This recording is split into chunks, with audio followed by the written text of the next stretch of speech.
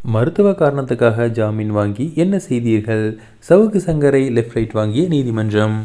ஜாமீன் நிபந்தனைகளை தளர்த்த கோரி பிரபல யூடியூபர் சவுக்கு சங்கர் சென்னை உயர்நீதிமன்றத்தை நாடியிருந்தார். மோசடி புகார்களின் கீழ் கடந்த மாதம் 13ஆம் தேதி சவுக்கு சங்கர் கைது செய்யப்பட்டார். இதையடுத்து புழல் சிறையில் அடைக்கப்பட்ட அவருக்கு மருத்துவ காரணங்களுக்காக ஜாமீன் வழங்க வேண்டும் என அவரது தாயார் நீதிமன்றத்தை அணுகி ஜாமீன் பெற்றிருந்தார்.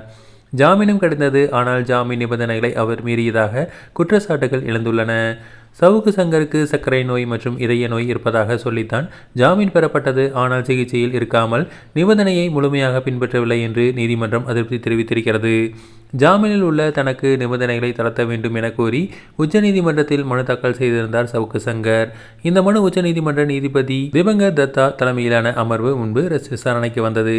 விசாரணையில் ஒவ்வொரு வாரமும் சவுக்கு சங்கர் வழக்கு விசாரணைக்கு வருகிறதே என உச்சநீதிமன்ற நீதிபதிகள் கேள்வி எழுப்பியிருந்தனர்.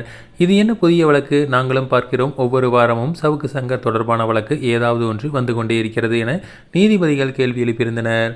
வழக்கில் மூத்த வழக்கறிஞர் ஆஜராக கால அவகாசம் கேட்டதை அடுத்து வழக்கு சிறிது நேரத்திற்கு ஒத்திவைக்கப்பட்டது. இதையடுத்து மீண்டும் விசாரணைக்கு தொடங்கியது. சவுக்கு சங்கர் தொடர்பான ஜாமீன் நிபந்தனை தளர்வு கோரிய மனு மீதான விசாரணையின் போது தமிழ்நாட்டின் அரசு மருத்துவர்கள் மருத்துவ அறிக்கைகள் மீது தனக்கு நம்பிக்கை இல்லை, தனக்கு எதிராக கூட்டு நடவடிக்கை எடுக்க வாய்ப்பிருக்கிறது என சவுக்கு சங்கர் தரப்பில் வாதங்கள் முன்வைக்கப்பட்டன. அப்போது அதனை மறுத்த நீதிபதிகள், மருத்துவர்கள் மீது இப்படியான குற்றச்சாட்டுகளை முன்வைக்காதீர்கள்.